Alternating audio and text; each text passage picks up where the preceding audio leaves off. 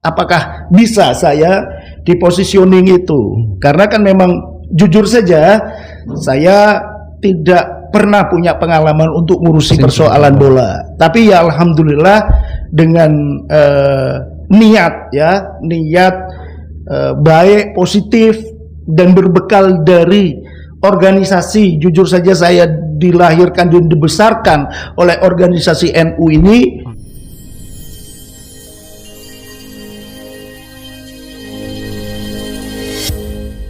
Assalamualaikum warahmatullahi wabarakatuh, sahabat Nadiyin dimanapun Anda berada.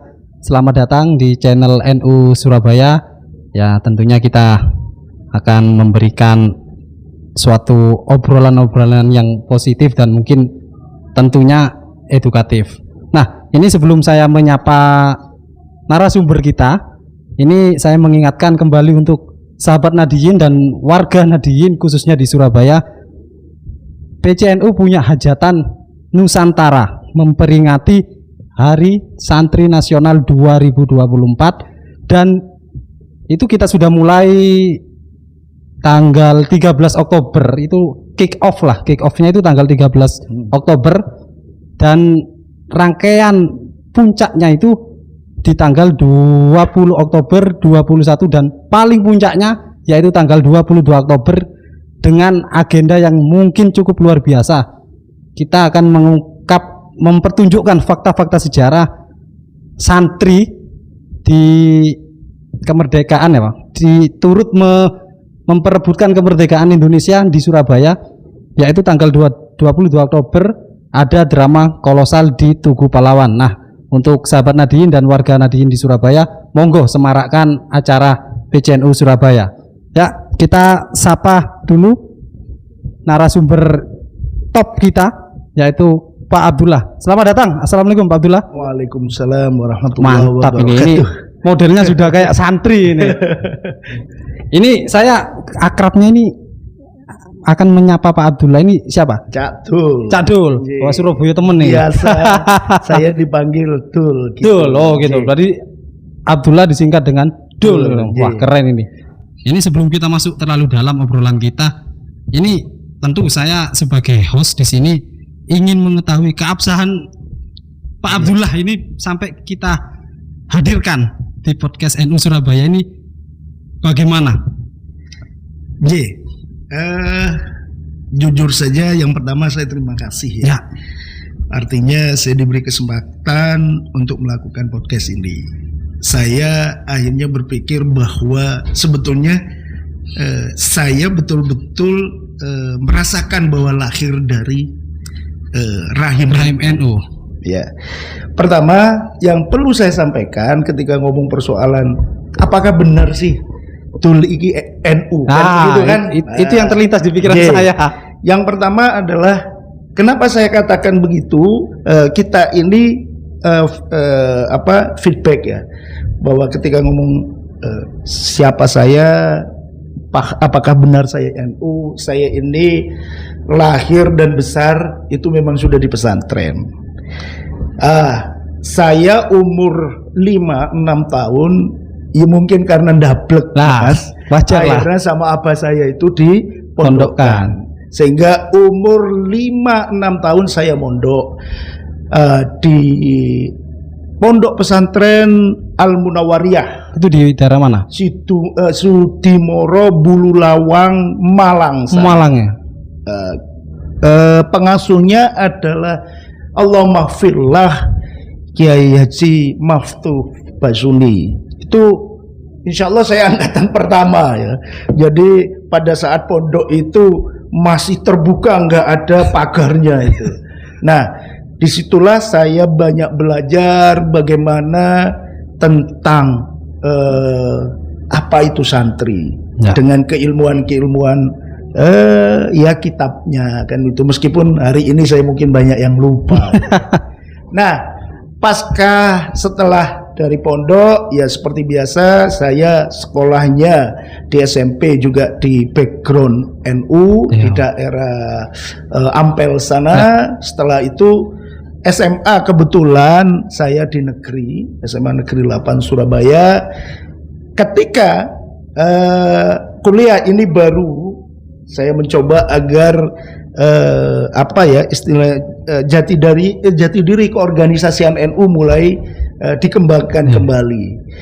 Kebetulan saya di Untak, setelah itu insya Allah bisa ditanyakan bagian dari bisa dikatakan pendiri PMII di Untak itu salah satunya saya. Termasuk ketua komisariat pada saat itu saya. Oh, pernah menjabat? Betul. Pada saat itu juga pernah menjadi ketua 1, 2 cabang Surabaya. Itu kota 1 itu ngurus siapa? Ketua 1 pada saat itu kalau nggak salah ngomong pengembangan sumber dayanya. Pada saat itu ya tahun sekitar 2000-2001. Nah, selain itu saya pernah juga di sini di PCNU, di IPNU. Oh, itu berarti masih remaja. Iya, pada zamannya kalau nggak salah Mas Udin ya, kalau nggak salah itu kayaknya saya nggak kenal. Itu mungkin saya masih TK. Iya. Nah, juga masuk di Ansor Jawa Timur. Ya, terakhir posisi di PWNU saya di LPBH NU. Bagian hukum. Jadi ya bagian hukum pada saat itu dengan Allahumma Mas Andri. Ya. Nah, ya itu kondisinya sampai saat ini pun ya berkecimpung dengan organisasi-organisasi yang terkait dengan Bintang 9 ini. Ya. Alhamdulillah, mudah-mudahan saya pengabdiannya terus berjalan di NU ini.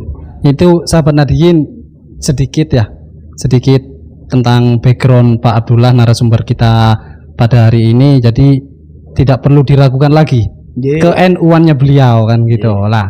Ini Pak Abdullah sudah jenengan memberikan suatu mukadimah kan gitu. Mukadimah yang kita bisa ambil, dan ini kita akan seru karena saya dengar infonya kan Pak Abdullah ngurusin bola kan gitu. Betul. Nah, ini santri ngurusin bola. Betul. Ini tapi bagus temanya nanti kita ini santri dan sepak bola. Lah, jadi biar publik ini tidak memikir santri kok ngurusin bola ini bukan hal yang tabu. Nah, wajar saja kan gitu.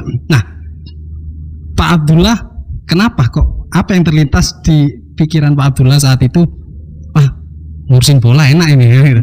Itu apa Pak yang terlintas itu, Pak? Ya, jujur saja sebetulnya tidak ada punya rencana, plan atau grand design. Saya harus ngurusi bola, enggak. Itu ngalir saja sebetulnya, ngalir saja. Pada saat itu saya kebetulan saya itu punya putra ya. Ya lagi-lagi putra putri saya, satu di SMA NU 1 Gresik, yang satunya di SMP Khadijah. Oh, Khadijah. Yang putra aja semuanya backgroundnya NU semua. Yang terakhir itu ada di Irada di Gresik sana kan. Nah, putra saya yang kedua ini hobi di bola. Pada saat itu sebetulnya ngawalinya itu, dan ini mungkin bisa dikatakan bahwa ya kecelakaan sejarah lah. Kecelakaan sejarah. Nah, tiba-tiba posisinya kebetulan pada saat itu anak saya masuk di Mitra Surabaya, ya toh, dan berjalan di Mitra Surabaya. Nah, setelah itu tiba-tiba ada suksesi yang berjalan, ya toh. Terus saya diminta pada saat itu agar melanjutkan kepemimpinan salah satu sahabat juga dari NU juga yang ngurusi pada saat itu. Nah, setelah itu saya mencoba untuk menolak, Mas. Saya menolak karena yaitu tadi, ini nggak the red man on the red list ini gitu loh. Tapi ya akhirnya saya juga dipaksa 2-3 kali sama tokoh-tokoh di daerah Surabaya Barat agar supaya ini Pak Abdullah dicoba dulu, Pak Abdullah, coba aja dulu. Ya karena mungkin background organisasi saya berjalan, dan rekan-rekan itu juga sahabat-sahabat yang ada di Surabaya Barat itu tahu bahwa ini memang orang organisatoris. Akhirnya saya mencoba, ya udah saya terima setelah ada pinangan 2-3 kali di Mitra Surabaya yang saya pikirkan wah ini klub yang bukan main-main kan gitu kan, SSB Mitra Surabaya ini klub yang legend. Dan akhirnya saya coba, ya sudah bismillah. Nah setelah itu saya coba untuk menjalankan dan alhamdulillah semua konsepsi program-program berjalan dengan baik sampai hari ini. Alhamdulillah posisi setelah jadi Ketua Umum SSB Mitra Surabaya tidak berlangsung lama, mungkin sekitar kurang lebih 6 bulan. Ada pemilihan pada saat itu, ada suksesi PSSI Kota Surabaya yang biasa disebut dengan Askot PSSI Surabaya. Nah setelah itu saya mencalonkan, itu pun bukan karena saya mau mencalonkan, lagi-lagi saya didorong oleh tokoh-tokoh sepak bola Surabaya Barat mengatakan Pak Abdullah coba maju. Akhirnya maju. Alhamdulillah pada saat itu saya memang tidak menjadi ketua, tapi akhirnya saya mundur dari pencalonan ini karena memang ada hal-hal yang perlu dipertimbangkan. Saya akhirnya terpilih menjadi Esko PSSI Surabaya. Esko eksekutif komite, salah satu badan yang ada, badan pengurusan yang ada di dalam PSSI Askot Surabaya, di dalam federasi tersebut. Dan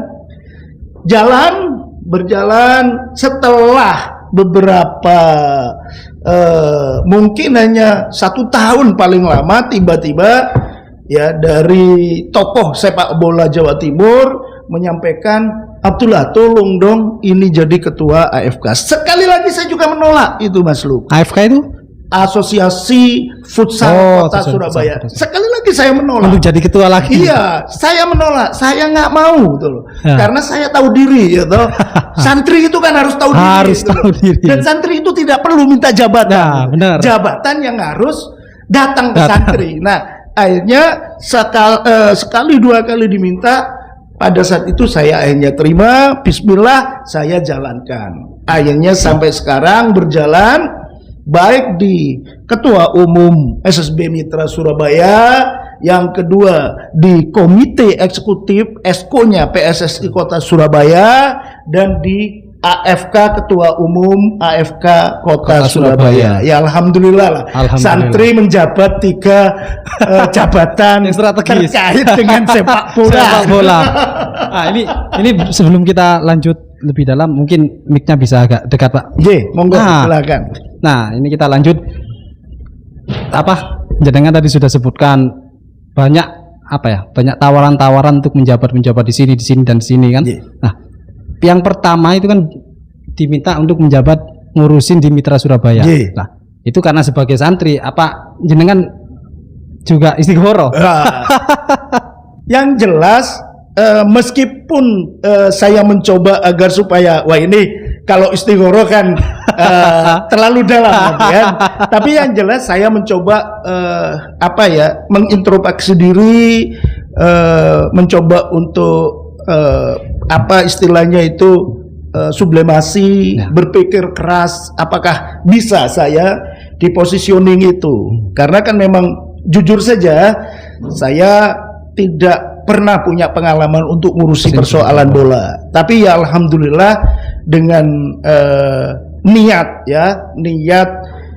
baik, positif, dan berbekal dari organisasi. Jujur saja saya dilahirkan dan dibesarkan oleh organisasi NU ini, mulai dari tingkat komisariat sampai dengan ke PW. Akhirnya dari berbekal itulah akhirnya saya mencoba untuk pelan. Alhamdulillah hari ini Mitra Surabaya bukan hanya punya sepak bola laki-laki. Insya Allah tanggal 27 ini ini akan ada pembukaan Liga Sepak Bola Putri se-Surabaya, dan pembukaan awal termasuk klub yang ikut serta adalah SSB Mitra Surabaya, termasuk memiliki sekarang itu klub futsalnya yang bernama Akademi Futsal Mitra Mitra Surabaya. Sehingga kan ini lengkap. Jadi lengkap. Mudah-mudahan ke depan santri Maslu Ya. ini punya grand program. Kemarin benar. saya sudah diskusikan dengan PW, salah satu sekretaris LP Ma'arif. bukan salah satu ya, memang sekretaris LP Ma'arif, bahwa kami di SP Mitra Surabaya ada satu grand program yang sampai sekarang saya mimpikan, yaitu pesantren sepak bola Mitra Surabaya Jawa Timur. Ya, mungkin untuk embrio mungkin di Mitra, Pak. J. Dan nanti bisa merembak ke tingkat kota Bismillah, dan wilayah ya. dan hingga nasional. Oke, kan gitu, Pak. ya. Nah, ini tadi saya cerna ternyata jenengan ini tidak apa ya, dari awal, sejak awal emang nggak menguasai sepak bola ini, Pak. Betul. Apa pemahaman sepak bola ini seperti apa? Hanya karena anak Pak Dul Betul. ikut di Mitra Surabaya. Betul. Nah, itu di sana mungkin sudah ada obrolan-obrolan, kenal sama orang tua murid, itu mungkin Betul. ayolah ikut gabung kan gitu, Pak. Betul, Ya? Nah, betul.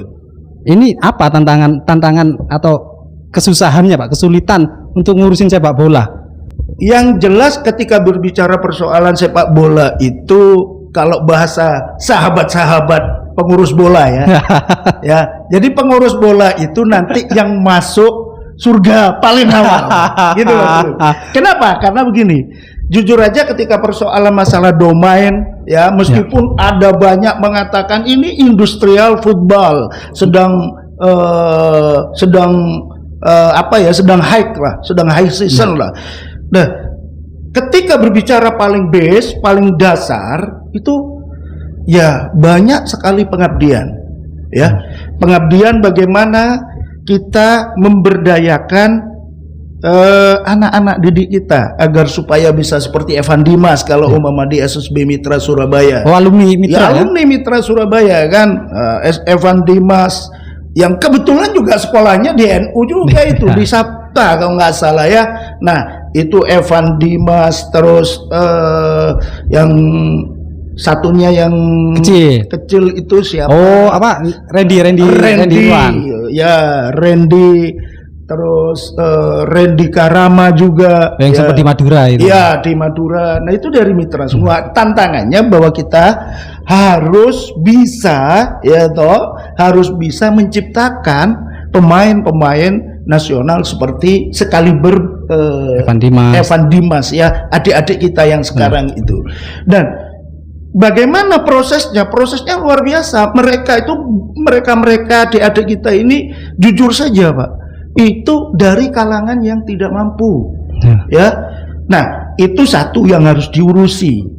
Yang kedua, kita mencoba mengempowering, memberdayakan para pelatih yang setiap bulan itu harus ada honor yang sangat-sangat minim, itu kan. Makanya kan di dalam podcast ini saya mohon kepada rekan sahabat-sahabat NU, mudah-mudahan bisa memperjuangkan pelatih ada insentif seperti guru ngaji. Amin. Ya, semoga didengarkan. Kan gitu kan? Ya, nah, itu ya harus kita upayakan agar supaya benar-benar diperjuangkan oleh pemerintah pada kondisi saat ini yang sangat butuh gitu ya. Pembinaan di sepak bola itu digawangi oleh beliau-beliau. Yang ketiga, kita mengempowering wasit, Bapak. Wasit itu juga perlu ya ada perhatian terhadap beliau-beliaunya. Nah, dari situlah akhirnya kita mencoba untuk menciptakan sebuah kerangka. Di sepak bola itu kan butuh jam terbang, Mas Luk ya. Benar. Nah, oleh sebab itu di Mitra ketika saya menjadi ketua, saya katakan, ayo programnya paling pertama pada saat itu, alhamdulillah setelah saya jadi ketua 1 tahun itu 3 program untuk turnamen dari usia dini sampai usia junior, dan itu berjalan. Sampai akhirnya kita mencoba untuk mengajak ya klub-klub itu, mengajak klub-klub se-Surabaya agar supaya membuat liga progresif. SSB lain, Pak ya. Betul, SSB lain. Pada saat itu hanya U15, Mas Lu. Oh, kategori umur. Kategori hanya umur U15 tapi saja. menggunakan sistem liga, ya kan? Kompetisi penuh, hampir 1,5 tahun itu. Alhamdulillah kemarin PSSI akhirnya membuka diri dan mencoba untuk memberikan rekom kepada Liga Progresif. Alhamdulillah sekarang U13, U15, U17 dengan pembukaan Gelora 10 November 1 bulan kemarin. Alhamdulillah berjalan. Stadion yang legenda. Yang legenda, dan mudah-mudahan dengan proses-proses ini anak-anak kita yang ada di SSB Surabaya itu bisa terus mengejar jam kerja yang sudah ditentukan oleh PSSI dan FIFA, akhirnya menjadi bagian kepercayaan diri dan terus berkembang sampai akhirnya anak-anak kita ini bisa menjadi pemain profesional. Amin. Seperti yang saat ini kita banggakan di Piala Dunia. Itu. Nah, tapi saya pikir gini, Pak. Jenengan Pak Abdullah ini baru masuk terjun ke Mitra itu tahun berapa? Tahun 2020. Tahun 2020. Ya, nah, kalau nggak salah 2020 2021. Oh, itu masih Covid-Covidnya lah. Iya, iya. Tapi saya pikir-pikir ada apa ya? Ada untungnya, ada jalan, ada positifnya lah karena timnas kita ini kan lagi baik-baiknya ini, Pak. Ya, nah, betul, ini kan betul. Jadi sepak bola yang pernah beberapa tahun yang lalu yang carut marut itu kan. Nah, Bapak masuk ketika timnas benar-benar dibenahi dengan ketum yang sangat profesional kan begitu, Pak. Alhamdulillah. Ada satu hal lagi yang menarik. Apa itu? Ya, selain kita kan ngomong persoalan NU lagi kan. Setelah saya jadi di Mitra dan di PSSI ya tahun insya Allah kalau nggak salah 2023 kalau nggak 2022 ternyata 1 abad NU. Oh ya. 1 abad NU ya kan. Nah, itu ada Porseni Mas Luk. Porseni. Ada Porseni NU yang di Solo. Oh ya. Akhirnya saya ditelepon tahun lalu. Iya, ditelepon oleh LP Ma'arif Jawa Timur, sekretarisnya yaitu Gus Sunan, ya Gus Sunan Fanani. Dia ngomong, Dul, iso ndak? Bahasa Surabaya ya. Dul, iso ndak ini nangani Porseni NU yang pelajar? Loh, siap Kang, siap. Akhirnya saya datang ke LP Ma'arif NU, ketemu sama Gus Sunan. Akhirnya kita bicara. Alhamdulillah setelah kita bicara ditunjuklah kita untuk mencoba agar menggawangi memproses, artinya diberi mandat lah Mas, diberi mandat agar supaya ini sepak bola pelajar coba dong diurusi Abdullah. Oke, siap. Ketika bintang 9 ini memanggil saya, maka pantang kita harus mundur. Benar. Alhamdulillah kita proses. Saya coba untuk berdiskusi dengan coach-coach senior di Mitra dan dibantu penuh. Akhirnya jadi 2 tim. Nah, pada saat itu kan luar biasa kan di Solo itu. Alhamdulillah, dan akhirnya medali perunggu dengan proses yang luar biasa tentunya. Pasti. Karena ngurusi sepak bola ini nggak segampang itu. Ketika di Solo itu banyak non teknis lah, gitu loh. Jawa Timur terlalu polos dan terlalu kuat. Terlalu kuat juga. Karena apa? Setiap pertandingan itu bisa dicek itu 9-0, 10-0 pada saat perselisihan fase grup ya? Iya, pada fase grup. Itu menangnya sampai telak-telak gitu? Iya, fase apa istilahnya? Bukan pengisian grup. Ya, sorry, bukan perselisihan, pengisian. Saking semangat ini. Pengisian grup itu 9-0, 10-0. Dan alhamdulillah itu bisa masuk 8 besar, masuk 4 besar, yaitu akhirnya dapat di perunggu. Nah, ini kan sudah luar biasa. Saya yang baru saja diberi kepercayaan ngurusi bola oleh SSB Mitra Surabaya dan bisa memberikan sumbangsi kepada NU Jawa Timur bahwa di Porseni NU sepak bola yang digawangi oleh santri bulu lawang. Alhamdulillah bisa dapat perunggu, medali prestasi yang sangat luar biasa. Hari ini Hari ini PSSI mempercayakan kepada kita lagi-lagi santri NU Santri yang lagi. bernama Abdullah, yang insya Allah mudah-mudahan tetap amanah di jalurnya, ya Insya kan? Allah. Ini posisinya menangani Popda, Mas Lu. Popda itu apa?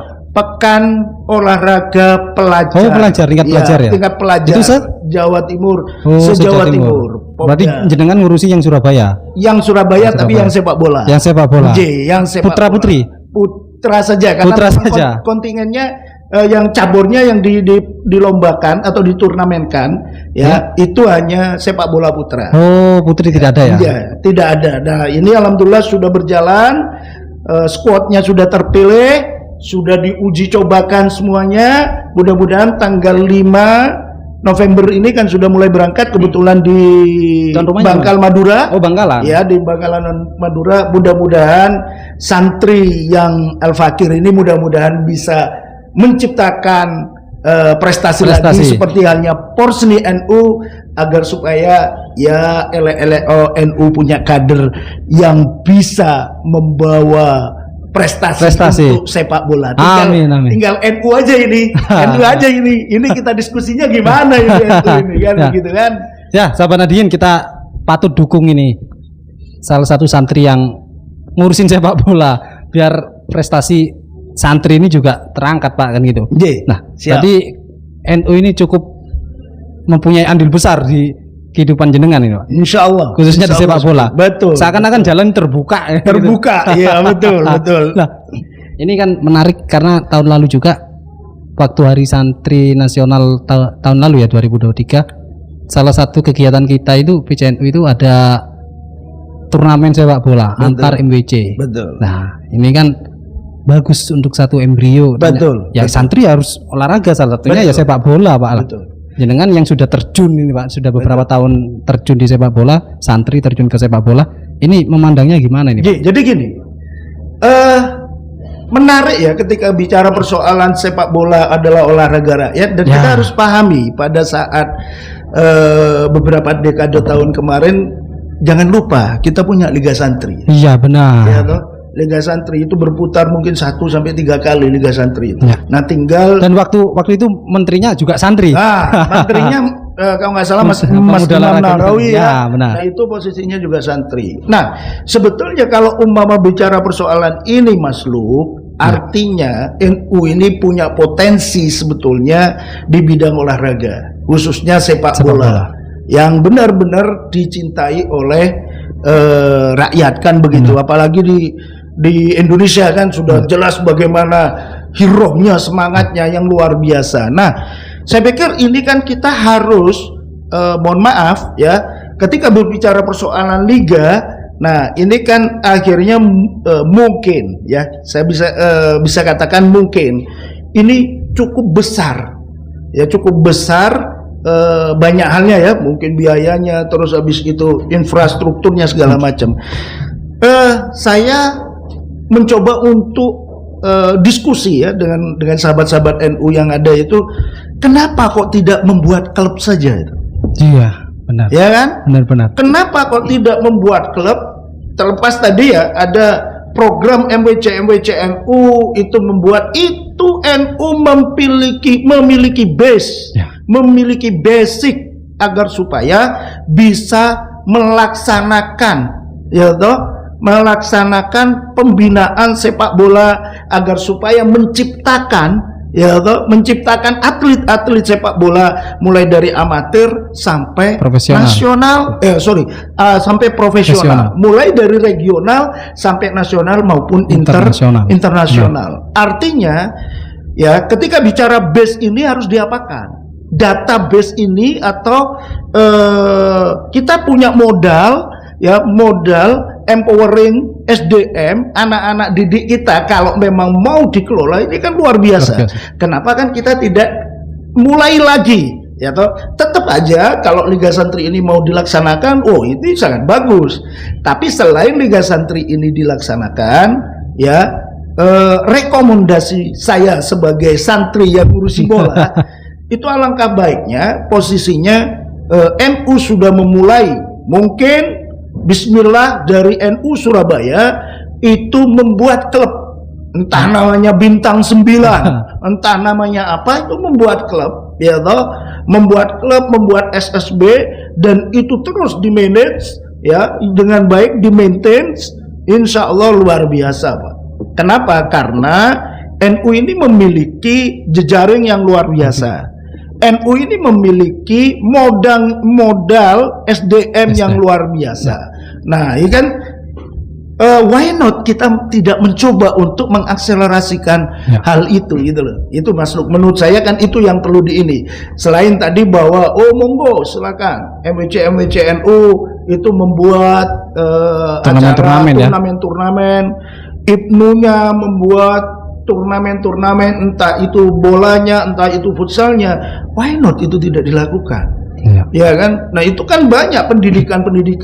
Diingat salah satu universitas terbesar yang berbasis pendidikan sekarang memulai fakultas baru, yaitu kalau nggak salah itu fakultas terkait manajemen festival bolanya.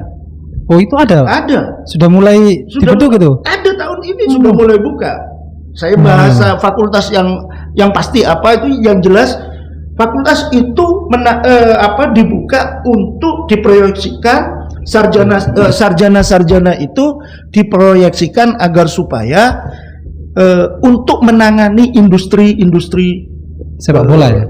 Sepak bola khususnya terkait memaintain dan memanage tim ya, turnamennya. Oh, khusus turnamennya, manajemen turnamennya, gitu loh. Nah ini, why not kita tidak mulai gitu loh, ya toh. Jadi kalau memang Liga Santri ini hari ini mungkin punya kendala, akhirnya lagi off, kan? Maka kita coba awali lagi. Rekomendasi saya sekali lagi sebagai santri yang ngurusi bola. Ya, NU dimulai harus buat klub. Ya. Itu usulan SSB yang luar biasa begitu. Benar-benar. Karena Liga Santri terakhir kalau salah 3 tahun atau 4 tahun yang lalu ya, betul, di Solo kalau nggak salah ya, itu terakhir. Nah, ini sahabat Nadiyin, luar biasa obrolan kita ke soal bola. Santri ngurusin bola. Mumet saya yang dengar aja mumet nih gitu loh. Tapi ya memang sepak bola luar biasa di Indonesia ini, cukup atmosfernya cukup luar biasa ini. Nah, ini pertanyaan yang sebenarnya kembali lagi nih Pak, cuman penting bagi saya untuk menanyakan. Nah, Pak Abdullah di Mitra Surabaya, seorang santri di Mitra Surabaya lah, untuk mendidik anak-anak SSB ini, apa masih menerapkan tradisi santri Pak? Loh, jelas Pak. Jadi di situ ada program ya, tapi kan gini ya Mas ya, ketika bicara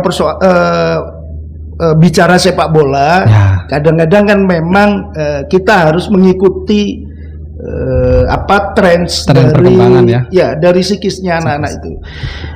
Pada tahun sekitar 2022 kalau nggak salah, kita ini punya integrated program di SSB Mitra Surabaya itu. Apa integrated programnya? Mulai dari sepak bolanya ya, ketika mau latihan, anak-anak ini diharuskan nyanyi lagu kebangsaan Indonesia Raya. Betul. Yang kedua, sebelumnya sebelum masuk ke lapangan, anak-anak ini harus sholat berjamaah, tentunya bagi yang Islam, yang Muslim. Nah, baru latihan. Itu ya. Untuk para pelatihnya itu setiap Jumat itu ada makan bersama. Ya, tapi sekali lagi program ini kadang bisa masih berjalan bagus, kadang ya juga tidak bisa, karena kan kita harus melihat situasi dan kondisi dari anak-anak didik kita. Nah, itu pernah kita lakukan. Artinya apa? Ini basicnya kan basic santri sebetulnya saya lakukan itu kan. Nah, itu Mas Luk. Ini sepertinya kita sudah ada di penghujung obrolan Pak, dan semoga apa yang kita obrolkan ini, yang unek-unek dari Pak Abdullah, sharing-sharing pengalaman dari Pak Abdullah bisa didengarkan khususnya elit-elit NU. Nah, itu. Bismillah, mudah-mudahan lancar lah. Mudah-mudahan ada suatu gawe yang luar biasa, kita bentuk sejarah lah kan, gitu. Nah, ini Pak, ini melenceng sedikit nggak apa-apa ya? Siap. Timnas Indonesia di kualifikasi Piala Dunia. Nggih. Gimana menurut Bapak? Singkat aja Pak, apa peluang Ya. timnas di kualifikasi ini? Peluang saja. Dah. Singkat. Insya Allah timnas masuk Piala Dunia. Piala Dunia 2026. Amin. Insya Allah teman-teman sahabat Nadiyin, kita doakan bersama karena ini sejarah nanti kita. Dan saya harus berangkat ini. Saya harus berangkat ke sana ya sama santri-santri. Oke, Pak Abdul, mungkin sebelum saya akhiri, mungkin ada apa ya? Keinginan apa yang disampaikan dari Pak Abdul terkait sepak bola ini khususnya di Surabaya ini, Pak? Yang jelas tadi kita sudah ngobrol ya. Ada beberapa yang ingin saya sampaikan khususnya kepada sahabat-sahabat di NU, khususnya para elit NU. Mohon perhatiannya kepada rekan-rekan di sepak bola ya, stakeholder sepak bola, khususnya yang paling bawah yaitu pelatih dan wasit. Bila perlu, kalau memang ada ruang waktu agar supaya diperjuangkan mendapatkan insentif seperti halnya guru ngaji, yang terpenting secara sistem ya toh, dan konsepsi itu masif bagus adalah benar itu pelatih atau wasit, why not? Kenapa kan kita tidak perjuangkan agar pemerintah bisa care ke arah itu. Dan yang kedua yang ingin saya sampaikan bahwa NU harus mulai bergerak di bidang sepak bola. Dakwah yang luar biasa ya, yang sebetulnya sudah dimulai dari Liga Santri. Mas Luk bisa dilihat pada saat Liga Santri itu jalan itu tanpa di koreografi yang akhirnya mengilhami sholawat di sepak bola konvensional teman-teman Liga Santri. Pada saat Liga Santri dijalankan, maka Nadom Alfiyah yang dimainkan. Itu kan luar biasa Pak. Dan itu dakwah. Oleh sebab itu harapan saya besar sekali kepada NU agar bergerak lagi. Ketika memang Liga Santri bisa dilaksanakan, ayo kita laksanakan bareng-bareng, kita manage dengan baik, kita maintain dengan baik. Bila ini masih stagnan karena suatu situasi dan kondisi, maka ambil peran untuk membuat klub dan SSB. Insya Allah kita siap untuk menjalankan bareng-bareng. Amin, amin, amin. Nah, itu kata-kata pamungkas dari Pak Abdullah di penghujung obrolan ini. Nah, untuk sahabat-sahabat Nadiyin, saya tidak bosan-bosannya mengingatkan bahwa PCNU Surabaya punya gawe luar biasa, yaitu Hajatan Nusantara memperingati Hari Santri Nasional 2024. Untuk warga Nadiyin dan warga Surabaya khususnya, ayo datang ramekan acara puncak Hari Santri Nasional 2024 di Tugu Pahlawan tanggal 22 Oktober. Ada drama kolosal sejarah. Nah, itu. Baik Pak Abdullah, singkat kata saya ucapkan terima kasih untuk Pak Abdullah karena sudah berkenan hadir di podcast NU Surabaya. Mungkin obrolan kita ini mungkin bisa kita follow up, kita lanjutkan lain waktu. Dan mungkin ada respon dari atasan gitu Pak. Bismillah. Siap. Untuk akhir kata saya ucapkan Assalamualaikum warahmatullahi wabarakatuh.